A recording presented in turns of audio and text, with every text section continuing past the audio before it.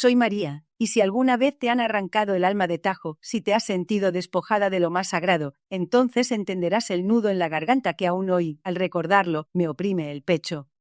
Tenía 48 años, una vida tejida con hilos de sacrificio y amor incondicional por mi única hija Renata. Todo lo que hice, cada decisión, cada esfuerzo, fue por ella. Y esta es la historia de cómo esa misma hija, mi sangre, mi pequeño universo, me traicionó con la frialdad de una nota. Fue hace unos meses cuando el aroma a sal y humedad de Veracruz aún se aferraba a mi ropa. Había viajado para cuidar de mi hermana, Carmen, cuya salud, frágil como cristal, me obligó a dejar mi hogar por 2 largas semanas. 2 semanas que se sintieron una eternidad sin la rutina de mi casa, sin el murmullo de la ciudad que tanto conozco, sin el calor de mi propio espacio. Hablaba con Renata por teléfono, claro. Me aseguraba que todo estaba bien, que el jardín resistía el calor, que la casa seguía de pie. Ingenua de mí le creí. El viaje de regreso fue largo, agotador, pero lleno de la dulce anticipación de volver a mi refugio, a la familiaridad de sus paredes y el abrazo de mi hija. Pero lo que encontré al doblar la esquina de mi calle, al divisar mi casa de fachada color vainilla, no fue el abrazo cálido que esperaba, sino un golpe helado que me dejó sin aire, como si el propio viento me hubiera expulsado de mi existencia. Ahí estaban, mis cosas, no dentro, no ordenadas en sus respectivos lugares, sino regadas por el césped, bajo el sol implacable de la tarde. Mis bolsos, algunos vacíos, otros a medio abrir con retazos de mi vida asomándose. Mis queridos libros, esos compañeros silenciosos de tantas noches, esparcidos como hojas de otoño. Mis zapatos, los que usaba para ir al mercado, los que guardaban los pasos de una vida. Mis recuerdos, pequeñas figuritas polvorientas que atesoraban instantes, ahora inertes sobre la hierba húmeda. Era como si un tornado selectivo hubiera arrancado solo mis pertenencias, dejando el resto intacto. Una escena surrealista, dolorosamente íntima. El corazón me golpeaba el pecho como un prisionero desesperado. Las manos me temblaban mientras me bajaba lentamente del taxi, mis ojos recorriendo cada objeto, cada pieza de mi pasado expuesta a la indiferencia del vecindario. La puerta de la casa, mi casa, estaba cerrada. La luz de la ventana encendida revelaba una silueta ajena, una sombra nueva en un lugar que era mío. Y entonces la vi. La nota, pegada al cristal, un papel blanco, inmaculado, que contrastaba con el desastre a mis pies. La tomé con manos torpes, el papel crujiendo bajo mi agarre. La leí una y otra vez, buscando error, una explicación, algo que desmintiera la crueldad de esas pocas palabras. Lo siento, mamá, ya no hay espacio para ti. Ni un adiós, ni una explicación, ni un lamento. Solo eso, como si mi existencia, mi amor, mis pertenencias fueran un estorbo que se podía desechar con la misma naturalidad con la que se tira una basura. El mundo se detuvo. El sol pareció más frío, el aire más denso. Las lágrimas, que hasta ese momento se habían resistido, brotaron sin control, calientes y amargas. No era solo la casa, no eran solo mis cosas. Era la traición de la que más amaba. Era el sentimiento de ser borrada, de ser invisible, de ya no pertenecer al lugar donde había entregado mi vida, mi alma, mi ser. Todo lo que era mío, todo lo que construí, había sido reemplazado. Un cambio repentino, frío, cruel. Y yo, María Elena Salgado, me quedé ahí, de pie en el césped, con la nota en la mano, un espectro en el umbral de lo que una vez fue mi hogar. El dolor era tan intenso que me dolía incluso respirar. Era el fin de una era, y el comienzo de algo que aún no sabía cuán devastador sería. El shock inicial de ver mis cosas en el césped y leer esa nota lapidaria se transformó, casi de inmediato, en una avalancha de recuerdos. No podía entender cómo había llegado a esto. Como la niña que arrullé entre mis brazos, a la que le conté cuentos de hadas y le besé las rodillas raspadas, se había convertido en la persona capaz de tal crueldad. Las imágenes se atropellaban en mi mente, un doloroso caleidoscopio de su crecimiento, de nuestro vínculo. Renata siempre fue un sol. Desde bebé sus ojos grandes y curiosos prometían un mundo de posibilidades. Era dulce, risueña y extraordinariamente brillante. Recuerdo sus primeros dibujos, sus preguntas incisivas, la facilidad con la que aprendía. La adoraba. Era mi todo. Con su padre ausente desde pequeña, yo me desviví por darle cada oportunidad, cada herramienta para que floreciera. Trabajaba incansablemente, sacrificando mis propios sueños para abonar los suyos. Recuerdo el orgullo desbordado cuando le entregaron su certificado de preparatoria con honores, la emoción en sus ojos al entrar a la universidad. Mi Renata, la universitaria, la que conquistaría el mundo. Pero el mundo digital, ese monstruo insaciable que devoraba la atención de los jóvenes, comenzó a reclamarla. Descubrió las redes sociales y, de alguna manera que aún me evade, encontró en ellas una plataforma para brillar. Al principio era inofensivo. Compartía sus ideas, sus pasiones. Sus seguidores crecían y con ellos un brillo diferente en sus ojos, uno que yo no reconocía del todo. Se volvió la influencer Renata. Mi dulce Renata se transformó en una personalidad pública, observada y aplaudida por miles. A veces la escuchaba hablarles a sus seguidores con una confianza que nunca mostró en casa, una voz impostada, llena de promesas y consejos de vida moderna. El verdadero cambio, la grieta que se abrió en nuestro lazo, llegó con Luis Eduardo. Él apareció en su vida universitaria, un joven ambicioso, pulcro, con una sonrisa que no me terminaba de convencer. Se presentó como estudiante de Derecho, un caballero que venía de una familia establecida. Renata estaba deslumbrada. Él la llenaba de atenciones, de halagos, de promesas de un futuro brillante, lleno de lujos. Yo, en mi ingenuidad de madre, lo veía como un buen partido, alguien que la impulsaría a alcanzar sus sueños. Qué equivocada estaba. Luis empezó a frecuentar nuestra casa. Al principio era educado, casi obsequioso, pero poco a poco sus comentarios sutiles, cargados de veneno, empezaron a envenenar la mente de mi hija. Renata, tu mamá no entiende el nivel en el que te mueves ahora. Tú eres global, ella está atada a lo local. Para crecer en este medio, tienes que romper con viejas ataduras. A veces las personas que más te quieren se convierten en anclas. Nunca lo dijo directamente, pero siempre dejaba caer la idea de que yo, su madre, mi forma de vida sencilla, mi falta de comprensión de su nuevo mundo sofisticado, éramos un obstáculo. Una carga para su crecimiento. Renata, seducida por la fama efímera y las promesas de riqueza fácil que Luis le pintaba, se dejó manipular. Empezó a verme con otros ojos, los ojos de una persona que miraba a otra con lástima, o peor, con desprecio. Los abrazos se hicieron escasos, las conversaciones se volvieron superficiales. Ya no compartía sus alegrías ni sus miedos, solo hablaba de patrocinios, de métricas, de colaboraciones. La distancia entre nosotras crecía con cada nuevo seguidor. Y yo, en mi ceguera de madre enamorada, no lo vi. No vi cómo ese ambicioso muchacho estaba sembrando la semilla de la discordia. No vi cómo mi hija, envuelta en el espejismo de la fama y el dinero, se estaba convirtiendo en alguien irreconocible. Ahora, con mis cosas en el césped, la verdad me golpeaba con la fuerza de un rayo caído del cielo más despejado. Luis Eduardo había convencido a mi Renata de que yo, su madre, era un obstáculo dispensable para su ascenso. Y ella, mi propia hija, le había creído. El frío metal de las llaves en mi mano parecía quemarme la piel. No eran las mías, eran las de la casa de mi vecina, doña Elvia, quien, al verme destrozada en el césped, sus cosas esparcidas como hojas secas, me había tendido la mano sin pensarlo 2 veces. Su mirada compasiva era un bálsamo, pero también un recordatorio de lo bajo que había caído. La noche la pasé en vela, el dolor punzante en mi pecho, la incredulidad aún aferrada a mi mente. ¿Renata? ¿Mi Renata? No podía, no quería creerlo. Tenía que haber una explicación, un malentendido catastrófico, una broma de mal gusto orquestada por ese tal Luis. La esperanza, aunque minúscula, era lo único que me mantenía en pie. Al día siguiente, con el sol de la mañana revelando el triste espectáculo de mi vida desparramada en el pasto, supe que tenía que verla, que debía forzar la confrontación. Le envié un mensaje escueto, pidiéndole que cenáramos. Para mi sorpresa aceptó. Quizás, pensé con una ingenuidad que hoy me avergüenza, había algo de arrepentimiento en ella. Quizás también estaba sufriendo. Elegí nuestro restaurante mexicano favorito, un lugar acogedor con mariachis suaves y el aroma a chile que siempre nos recordaba a las cenas familiares, los momentos de risas y confidencias. Pensé que la familiaridad del lugar podría ablandar su corazón. Llegó tarde como siempre, pero esta vez su demora se sintió como un desprecio. Entró con una actitud altiva, su celular en la mano, como si el mundo entero debiera detenerse para su entrada. Vestía ropa nueva, costosa, muy diferente a lo que podía pagar con su beca.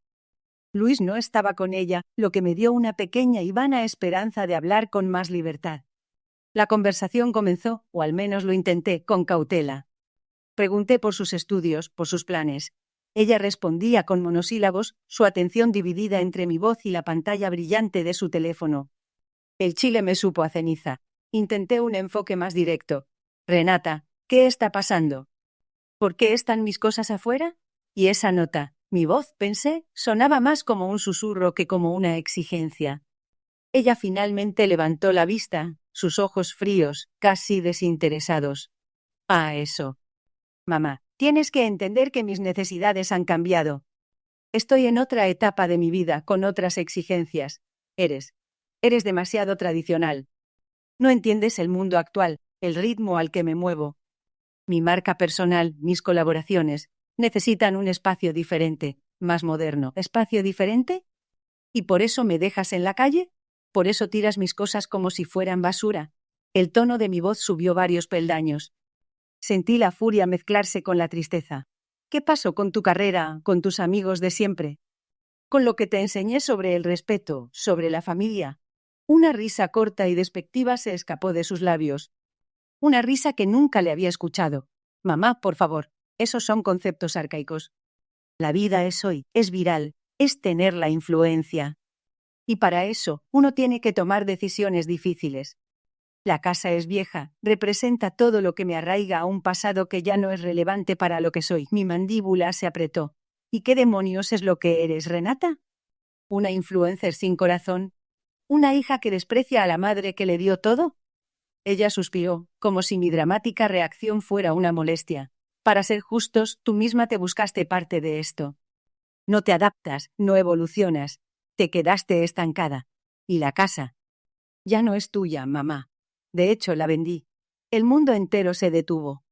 El bullicio del restaurante, la música de los mariachis, el tintineo de los cubiertos, todo se ahogó en un silencio ensordecedor.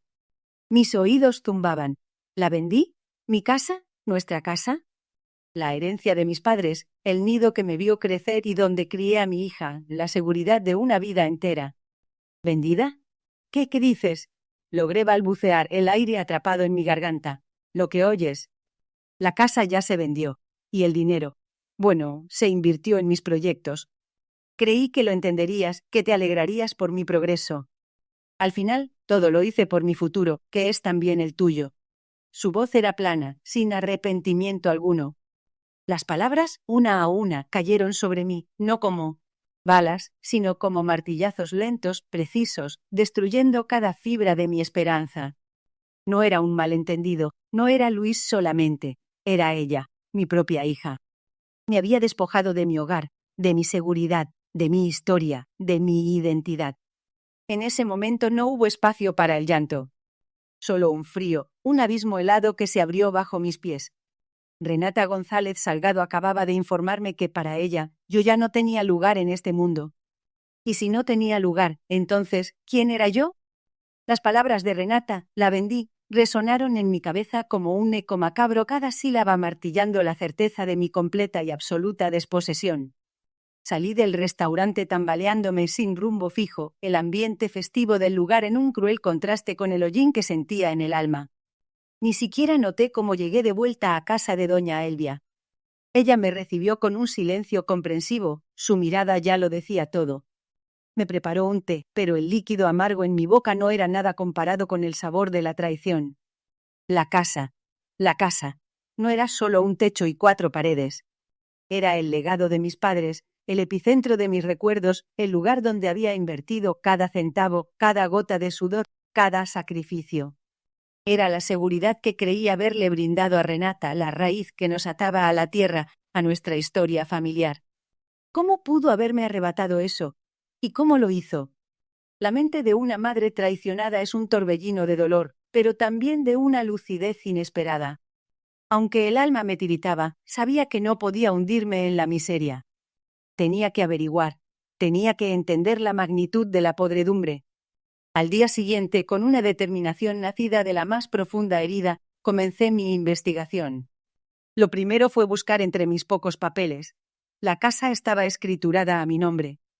Siempre había sido una propiedad familiar, transmitida con la promesa de cuidarla. Fui al registro público de la propiedad. Mis manos sudaban mientras esperaba que me atendieran. Cuando la empleada me entregó la documentación, mis ojos apenas podían descifrar las letras borrosas por la neblina de ira y confusión. Pero un nombre saltó a la vista, claro y escalofriante, mi nombre. Y debajo, una firma. Una firma que se parecía a la mía, pero no era la mía. Jamás. Un frío glacial me recorrió la espalda. Falsificación. Engaño. Lo que mis ojos veían era la evidencia de un delito flagrante. Y el nombre del comprador. Una empresa con un nombre extraño, una fachada, seguramente. Había un notario, un número de escritura, todo en aparente orden. Todo, excepto el más mínimo asomo de mi consentimiento. Mi siguiente paso fue indagar sobre el notario. No era un nombre familiar. Su despacho estaba en una zona que no solía frecuentar. Necesitaba pruebas, más que la simple intuición de una madre engañada. Hablé con vecinos, con amigos de la familia.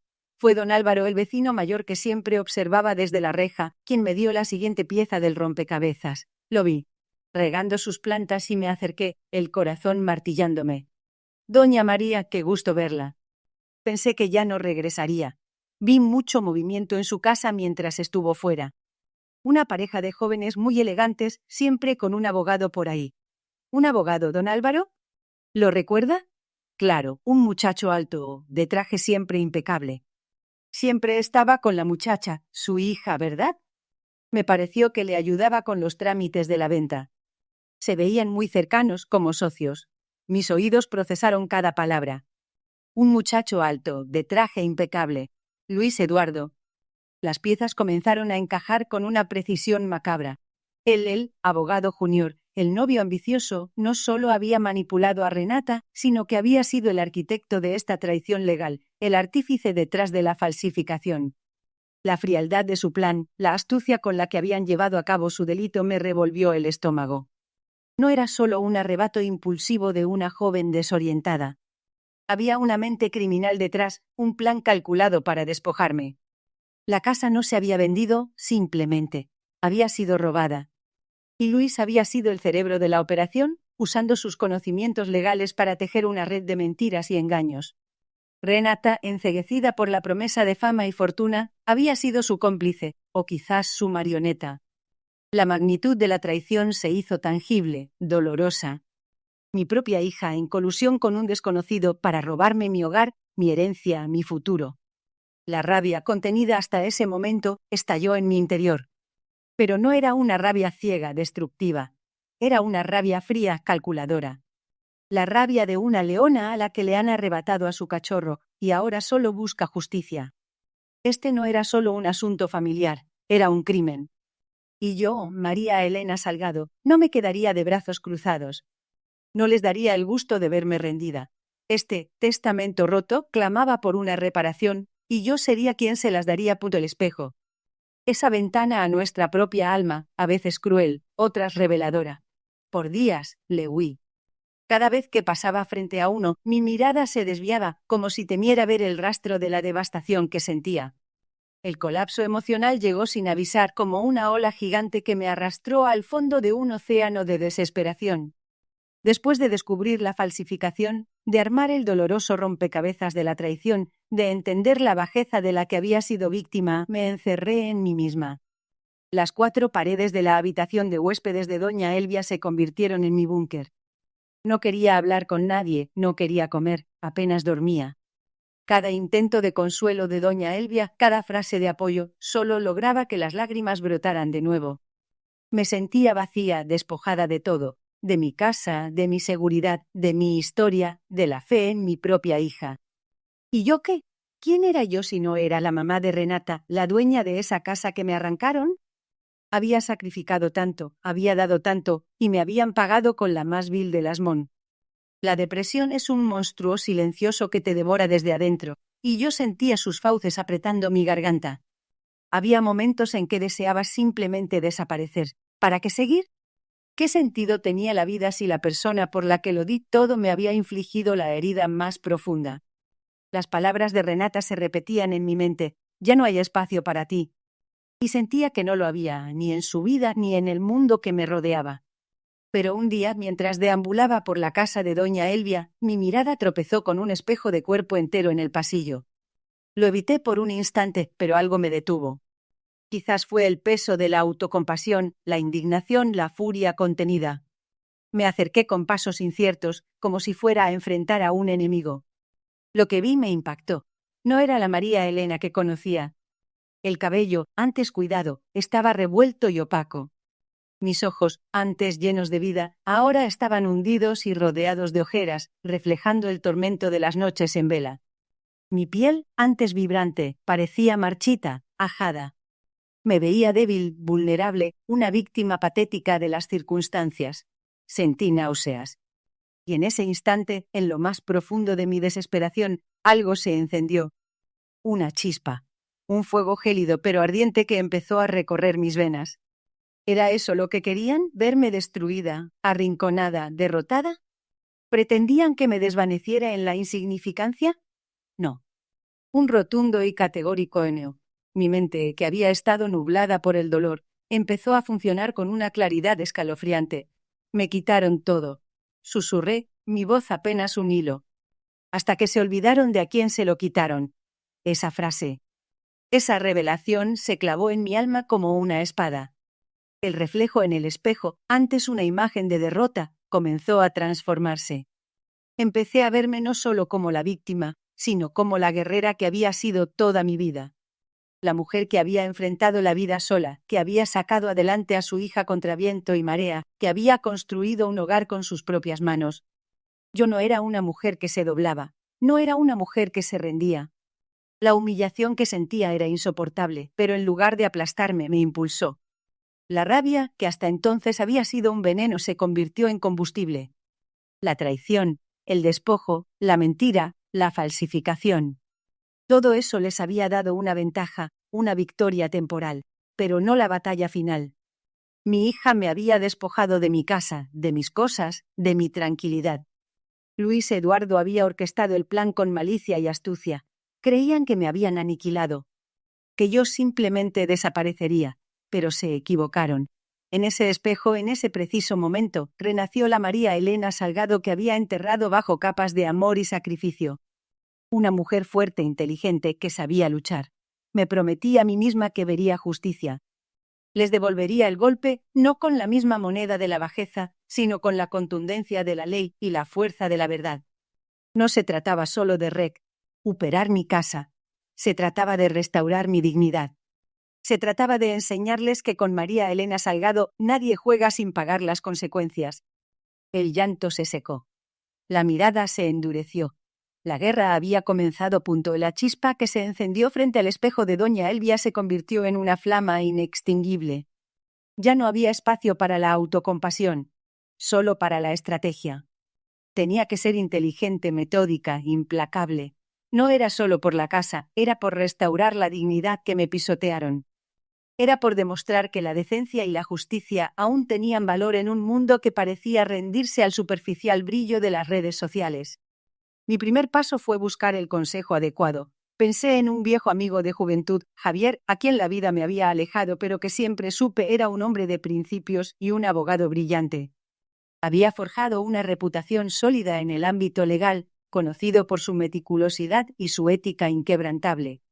Dudé un momento, abrumada por la vergüenza de presentarme ante él en tales circunstancias, pero el recuerdo de la mirada vacía de Renata y la insolencia de Luis me dio el empuje necesario. Concerté una cita con Javier. La oficina era sobria, el contraste con el ambiente pretencioso de Renata me pareció casi simbólico. Cuando le conté mi historia con cada detalle de la traición y la falsificación, vi la sorpresa y la indignación crecer en su rostro. Sus ojos, que siempre recordé perspicaces, ahora brillaban con una seriedad que me dio confianza. Me escuchó sin interrupciones, haciendo anotaciones, su mandíbula tensa. María Elena, dijo finalmente su voz grave, esto es un fraude contundente. Una falsificación de documentos públicos y el despojo de tu patrimonio. Luis Eduardo, si fue quien maquinó esto, ha pisoteado su juramento como abogado. Y Renata, como cómplice, enfrenta graves consecuencias legales. La palabra, Cómplice, resonó en mi mente. Dolía, sí, pero ya no me paralizaba. La verdad era innegable. Necesitamos pruebas, María Elena. Los documentos del registro, el testimonio de don Álvaro, cualquier rastro de la participación de Luis en la gestión de la venta. Y fundamentalmente, la pericia caligráfica para demostrar que tu firma no es tuya. Mientras Javier delineaba la estrategia legal, mi mente comenzó a ver la situación desde otra perspectiva. Ellos habían jugado sucio, ocultándose en la burocracia y la ambición. Yo jugaría con la verdad, y la verdad, a veces, era más poderosa que cualquier abogado. Fue entonces cuando Javier mencionó algo que me hizo abrir los ojos de par en par. Sabemos que Renata está en conversaciones muy avanzadas para un contrato de representación millonario. Es para una marca de belleza internacional que busca una imagen limpia y ejemplar para sus campañas. Si demostramos el fraude antes de que firme, no solo perderá ese contrato, sino que su reputación como influencer quedará destrozada. ¿Qué marca querría asociarse con alguien con un escándalo de AUD en su historial? Era el talón de Aquiles de Renata. Su carrera, su ascenso meteórico, todo dependía de esa imagen de perfección y éxito inmaculado que proyectaba en las redes. Si esa imagen se quebraba, todo su mundo se desmoronaría. Y la idea de que su crecimiento tan anhelado se viera truncado justo por la avaricia que la había llevado a arrancar mis raíces, me dio una inyección de energía helada. Javier, le dije, la voz firme y clara, quiero ir por todo. Quiero que paguen por lo que hicieron, que el mundo sepa la verdad. El plan comenzó a tomar forma. Demanda por fraude, nulidad de la compraventa de la casa y una exposición mediática que revelara la verdadera cara de la influencer Renata y la siniestra manipulación de Luis Eduardo. Recopilaríamos cada evidencia, cada testimonio, cada inconsistencia en sus mentiras. Me sentí como una general planeando una batalla, cada pieza del tablero moviéndose con precisión. Ya no era Mariana la madre afligida, sino María Elena la justiciera. La guerra había sido declarada, y yo estaba lista para luchar por cada centímetro de terreno que me habían arrebatado. Que comience la batalla. El plan de guerra de Javier y mío se puso en marcha con precisión y una frialdad que me sorprendió a mí misma. La rabia inicial se había transformado en una determinación calculadora. Cada documento, cada declaración, cada prueba recopilada era un golpe contra la fachada de Renata y Luis. Sabíamos dónde teníamos que golpear y cuándo. La pericia caligráfica confirmaría lo que ya sabíamos. Mi firma en los documentos de venta de la casa era una falsificación burda. El testimonio de don Álvaro, aunque informal, sumaría a la narrativa del fraude orquestado por Luis. Javier era un estratega magistral. Presentó la demanda por fraude, solicitando la nulidad de la compraventa. El proceso legal era lento, pero mi abogado sabía cómo manejarlo. Sin embargo, no era solo la vía legal la que me interesaba. Era exponer la verdad. Renata había construido su imperio de influencia sobre una imagen de autenticidad y éxito. Esa era su debilidad, el cristal que debía romperse. Sabíamos que Renata estaba programada para una transmisión en vivo importante esa semana. Era parte de su campaña para el contrato millonario con la marca de belleza. Su imagen pública era su activo más valioso. Si lográbamos que la verdad saliera a la luz en ese momento crucial, el impacto sería devastador. El día llegó. Recuerdo la mezcla de ansiedad y adrenalina que me recorría. No tenía la menor idea de cómo reaccionaría Renata o su audiencia, pero la fe en la verdad me mantenía firme. Renata, como era de esperarse, estaba en su mejor versión de estrella de Internet, maquillada, con ropa impecable, sonriente, conectándose con sus miles de seguidores desde un estudio improvisado, probablemente con el dinero de mi casa.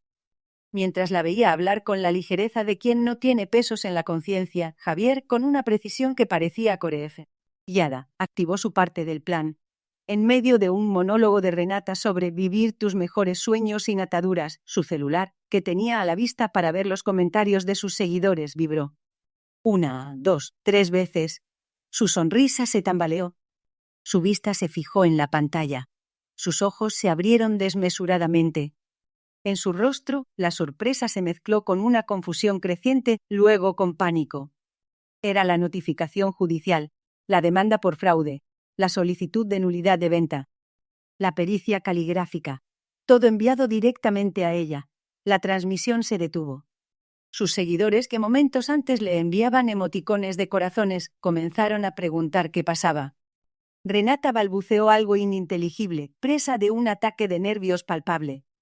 La influencer perfecta se desmoronaba en vivo y a todo color. Pero ese no fue el único golpe. Paralelamente, Javier había preparado otro movimiento. Había un nuevo podcast, uno que se estaba volviendo viral en cuestión de horas.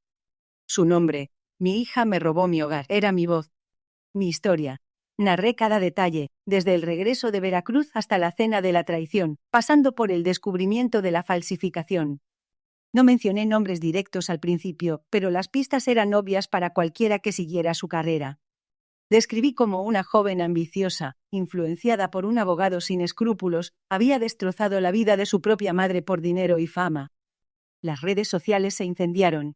El podcast de pronto tuvo millones de reproducciones. Los comentarios explotaron. Los seguidores de Renata, esos mismos que la idolatraban, empezaron a atacarla. No solo el engaño sobre la casa, sino la inmensa hipocresía de su discurso de autenticidad se derrumbó. Las marcas, siempre vigilantes de su imagen, reaccionaron de inmediato. Primero, pequeños patrocinios. Luego, los contratos grandes. Los mensajes en el podcast de mi abogado y en mis propias redes, que Javier había abierto para este propósito, comenzaron a llegar. Retiramos nuestra oferta. No podemos asociar nuestro producto con controversias legales. Suspendemos la colaboración indefinidamente. Uno por uno, los pilares del imperio de Renata empezaron a tambalearse. El contrato millonario que estaba a punto de firmar se esfumó en el aire, como si nunca hubiera existido. La verdad se había esparcido, no solo en los tribunales, sino en el universo digital que tanto adoraba. La justicia estaba tomando su curso, y el precio de su ambición, de su egocentrismo, de su desprecio, empezaba a cobrarse. Y yo, María Elena Salgado, no sentí alegría. Solo la satisfacción fría de la dignidad restaurada y la certeza de que, al menos por esta vez, la verdad había ganado. El estruendo fue ensordecedor. No solo para Renata y su flamante carrera, sino también para Luis Eduardo. El día que mi podcast y la notificación judicial se hicieron virales, el mundo de Renata se volvió patas arriba. La falsa imagen de perfección se desmoronó, revelando la codicia a manipulación que la sostenían. En cuestión de horas, las marcas que la patrocinaban, que hasta entonces le habían prometido fortunas, comenzaron a retirar sus ofertas. 1, 2, 3, hasta que no quedó ninguna. Su sueño de ser una influencia mundial se convirtió en una pesadilla pública. Pero el espectáculo de su caída no fue completo hasta que Luis Eduardo, el arquitecto de esta traición, mostró su verdadera cara. Él, el caballero que la había convencido de que yo era un obstáculo, el abogado que había manejado la falsificación, el ambicioso que vislumbraba una vida de lujo financiada por la ingenuidad de mi hija. Él fue el primero en abandonar el barco, y lo hizo de la manera más predecible y cobarde. Recibí la noticia a través de Javier, quien, con una sonrisa de satisfacción, me informó: Luis Eduardo ha cortado todo contacto con Renata. Al parecer la consideró un lastre para su propia carrera ahora que su nombre está asociado al fraude y a la pérdida de los contratos millonarios. Ya ves, María Elena, ciertas personas solo son leales mientras hay dinero de por medio. La confirmación me produjo una especie de paz fría. Era la validación, aunque amarga, de todo lo que había sospechado de él. Su ambición era su único motor, y cuando Renata dejó de ser un medio para sus fines, desechó su relación con la misma facilidad con la que ella había tirado mis cosas al césped. Me pregunté cómo se sentiría Renata al ver que el hombre por el que había sacrificado tanto la dejaba sola, humillada, en el ojo del huracán que él mismo había ayudado a desatar. Unos días después, recibí una llamada. Era un número desconocido. Dudé en contestar, pero algo me instó a hacerlo. Era Renata. Su voz, que solía ser vibrante y segura, ahora sonaba quebrada. Apenas un susurro. «¿Mamá?», dijo, y por un instante, un fugaz instante, volvió a ser la niña que pedía consuelo. «¿Qué quieres, Renata?». Mi voz sonó más dura de lo que pretendía, pero la herida aún estaba abierta, sangrando. «Necesito hablar contigo». «Por favor». Estoy destruida. Lo he perdido todo. Luis me dejó. Las marcas me abandonaron. Mis seguidores me atacan. No sé qué hacer. No había el menor atisbo de arrepentimiento profundo, solo el lamento de quien lo ha perdido todo. Era la desesperación de quien se ve acorralada, no el dolor de quien ha dañado. Su voz denotaba miedo, pero un miedo egoísta por su propio futuro, no por el dolor que me había causado. Intentó justificar su proceder, balbuceando excusas sobre la presión, sobre Luis, sobre su deseo de hacer algo grande para nosotras. Mencionó intentos de reconciliación, de volver a empezar. Pero las palabras sonaban vacías, como ecos de un guión mal ensayado. Quizás esperaba que mi instinto maternal se activara, que corriera a abrazarla y a rescatarla del abismo al que se había lanzado con sus propias manos. Pero las heridas eran profundas y aún abiertas. La traición cala hasta los huesos y la falsificación de mi firma, el despojo de mi hogar, la crueldad de esa nota pesaban como losa. No había lágrimas en mis ojos al escuchar su súplica. Solo una inmensa y cansada tristeza. Verla así, desmoronada por el peso de sus malas decisiones, por el precio de su ambición desmedida, no me producía alegría alguna, pero tampoco piedad instantánea. Renata, le dije, necesitas entender que hay consecuencias para tus actos. Lo que hiciste no es algo que se pueda borrar con unas cuantas lágrimas o un lo siento. La casa, mis recuerdos, mi hogar. Todo eso lo destruiste. Y yo ya no soy la misma María Elena. Me quitaste mucho más que una casa. No estaba lista para perdonar. Aún no. Quizás nunca. El camino que habíamos tomado, ella por un lado, yo por el otro, era demasiado largo y tortuoso para que un simple «lo siento» lo reparara. Se había caído del pedestal que ella misma construyó a costa de mi dolor. Y aunque el espectáculo de su derrumbe me daba la certeza de que la justicia se estaba manifestando, la amargura de saber que mi propia hija había sido capaz de tal crueldad permanecía inmutable. El precio del dinero, al final, fue mucho más caro de lo que ella había imaginado. El proceso judicial fue largo y agotador, un constante recordatorio de la herida que Renata me había infligido. Cada audiencia, cada declaración, cada vez que tenía que escuchar los intentos irrisorios de su abogado por justificar lo injustificable, se sentía como remover la sal en una herida abierta. Pero no cejé. La determinación nacida de mi indignación original se mantenía firme, alimentada por Javier, quien, con su pericia y su compromiso, se convirtió en un aliado inestimable. La evidencia era abrumadora. La pericia caligráfica no dejó lugar a dudas. Mi firma había sido falsificada. El testimonio de don Álvaro, aunque anciano, fue preciso al describir la presencia constante de Luis Eduardo en casa durante mi ausencia y sus gestiones para la venta. La cadena de eventos, la premeditación, la connivencia de ambas partes se hizo innegable. Luis Eduardo, el supuesto abogado, se vio acorralado con su carrera profesional en juego y la amenaza de cargos más graves cerniéndose sobre él. Finalmente, el día del veredicto llegó. La sala estaba en silencio, tensa. El juez, con voz pausada pero firme, dictaminó a mi favor. Se declaró la nulidad de la compraventa. La casa, mi casa, volvía a ser legalmente mía. Y no solo eso. Renata fue condenada a pagarme una indemnización significativa por los daños y perjuicios ocasionados. Una indemnización que, dadas las circunstancias de su abrupta caída del Olimpo de las redes sociales, sería un golpe severo a sus escasas finanzas. Salí del juzgado con una sensación agridulce. Alegría, sí, por la justicia. Pero también la tristeza de saber que esa victoria venía a costa de la relación con mi hija. La casa era mía de nuevo, pero el hogar que una vez existió, el calor de la familia, parecía un recuerdo lejano. Pocos días después, mis llaves volvían a abrir la puerta de mi hogar.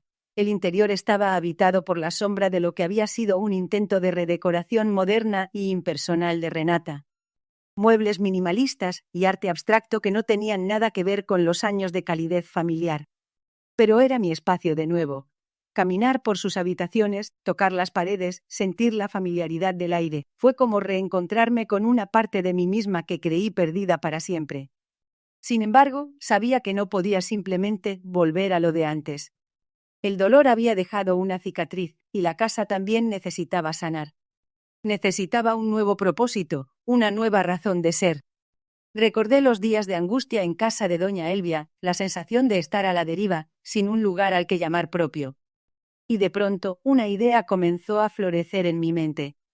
Una idea que transformaría mi dolor en un motor de cambio, mi pérdida en una ganancia para otros. Decidí remodelar la casa, no para vivir en ella solamente yo, sino para convertirla en un refugio. Un refugio para madres desplazadas, para mujeres que, como yo, habían sido despojadas de su hogar, de su seguridad, de su dignidad. Mujeres que luchaban por salir adelante, quizás con hijos, sin un lugar seguro donde reconstruir sus vidas.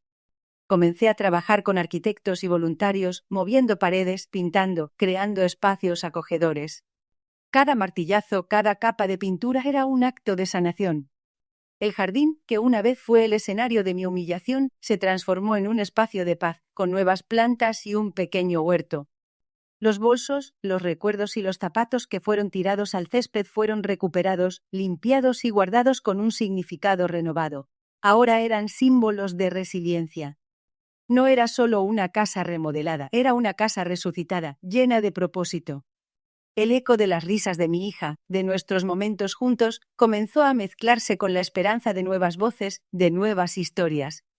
Estaba construyendo algo que iba más allá de mí misma, transformando el dolor en un legado de apoyo y empoderamiento para otras. Había ganado, sí, y esa victoria no solo me devolvía lo que era mío, sino que me abría a una nueva y significativa dirección en mi vida.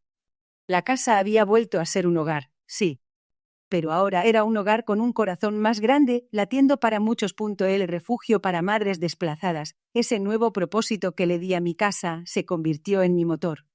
Cada día era una pequeña victoria, ver cómo el espacio que había sido escenario de mi despojo se transformaba en un santuario de esperanza para otras mujeres. La pintura fresca, las habitaciones luminosas, los jardines floreciendo. Cada detalle era un acto de sanación, no solo para mí, sino para todas las que encontrarían un respiro allí. En medio de todo ese ajetreo, de las gestiones, las voluntarias y las primeras madres que acogí, el mundo de Renata parecía haberse desvanecido de mi radar. Ocasionalmente escuchaba algún rumor, que intentaba reconstruir marca, pero sin éxito. Las redes sociales, tan volátiles y crueles, no perdonan escándalos como el de la falsificación y el despojo. No hay seguidores leales cuando el dinero y la fama se esfuman. Luis Eduardo, me enteré, había logrado desvincularse del caso, aunque su reputación profesional había quedado manchada de forma irreversible. El karma, a veces, es implacable y lento, pero llega. Un día, al revisar el buzón de la casa, entre facturas y publicidad, encontré algo inusual. Un sobre simple, sin remitente. Mi corazón dio un vuelco. Lo abrí con manos lentas. Era una nota. No esas notas de papel de carta caro con letra estilizada que Renata solía usar en sus publicaciones para sus seguidores. Esta era una hoja arrugada, escrita a mano, con una caligrafía que evocaba a su infancia, un poco infantil, algo incierta. La leí. Esta vez sí lo siento de corazón. Cuando quieras estaré lista para hablar. No firmaba Renata la influencer, ni siquiera Renata González Salgado. Solo su nombre en minúsculas, como si esperara que yo descifrara que el mensaje era de ella. La guardé. La doblé cuidadosamente y la metí en el bolsillo de mi delantal. Luego miré a mi alrededor. En el salón unas madres jóvenes reían suavemente mientras sus hijos jugaban a mis pies. El aroma a café recién hecho invadía la cocina. La casa, que una vez sentí vacía y hostil, ahora vibraba con vida, con nuevas historias, con resiliencia. No respondí a la nota de Renata. No inmediatamente. Y quizás nunca de la manera que ella esperaba. Las heridas no se borran con unas cuantas palabras, por muy de corazón que digan ser. El perdón es un camino largo, y la confianza tarda años en construirse y segundos en destruirse. La traición fue profunda, la consecuencia de su ambición, de su egoísmo. Yo había reclamado lo mío, había reconstruido mi vida, mi dignidad. Había cerrado ese capítulo con justicia. Hablar. ¿Hablar para qué? Para que ella pudiera limpiar su conciencia, para que yo pudiera reconstruir una relación que ya no existía. Mi vida avanzaba en una dirección diferente, con un propósito diferente. La casa, mi hogar, ya estaba lleno de espacio. Pero ese espacio ya no era exclusivamente de ella ni mío. Era de quienes más lo necesitaban. A veces, el amor no es suficiente. El amor que tuve por ella, que me llevó al sacrificio y a la entrega total, fue el mismo que me hizo vulnerable a su traición. El amor, en su forma más pura, a veces debe ser templado con la certeza del respeto. respeto por uno mismo, por el valor de lo que uno representa, por la verdad. Mi hija no me respetó, y por eso tuvo que vivir las consecuencias. Mi historia, la mía, María Elena Salgado, no termina en tragedia, sino en una especie de victoria. Una victoria silenciosa, forjada en la adversidad. Una victoria que me enseñó que, aunque el dolor de la traición puede ser devastador, también puede ser el catalizador para encontrar un propósito mayor. Que la dignidad no tiene precio, y que hay bata. Yas que uno debe librar no por venganza, sino por la verdad, por la justicia y por el respeto propio. Y aquí estoy yo, contándote mi historia, porque cada historia es real. Y a veces, más extraña que la ficción,